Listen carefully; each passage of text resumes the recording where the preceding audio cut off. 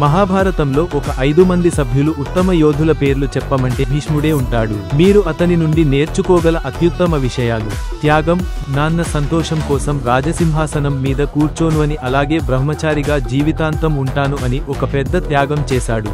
ఇచ్చిన మాట నిలబెట్టుకోవడం. భీష్ముడు చనిపోయిన సమయంకి సుమారు 200 సంవత్సరాలు ఉన్నాడు. ఇచ్చిన మాట నిలబెట్టుకోవడం సిగ్మా క్వాలిటీ ఇంకొకటి లేనే లేదు. 7 మంది వాసులు ఇచ్చిన పవర్స్ ఉన్న అతను ఎప్పటికీ అప్పుడు తన స్కిల్స్ ఇంప్రూవ్ చేసుకుంటూనే ఉన్నాడు, ముందుకు వెళ్ళాడు. అందుకే అతను one of the best warrior. అతను ఎంత పెద్ద వీరుడు అయిన లైఫ్ లో ఏ ప్రాబ్లం వచ్చిన గంగానది దగ్గరికి వెళ్లి వాళ్ళ అమ్మతో మాట్లాడి ఏ సొల్యూషన్ అయినా ఆమె దగ్గర నుండి తెచ్చుకునేవాడు. బాధ వస్తే తన తల్లి దగ్గరే ఏడ్చేవాడు. ఆనందం వస్తే ఆమె దగ్గరికి వెళ్లి చెప్పుకొని చాలా ఆనందం పడేవాడు. అతనిని చంపే శక్తి లేదు, అతనిని కించపరచే ధైర్యం లేదు, అతనిని మర్చిపోయే అవకాశం లేదు. ధర్మానికి దిక్సూచి, సత్యానికి మార్గదర్శి, వీరానికి నిర్వచనమైన వాడు అతడే భీష్ముడు.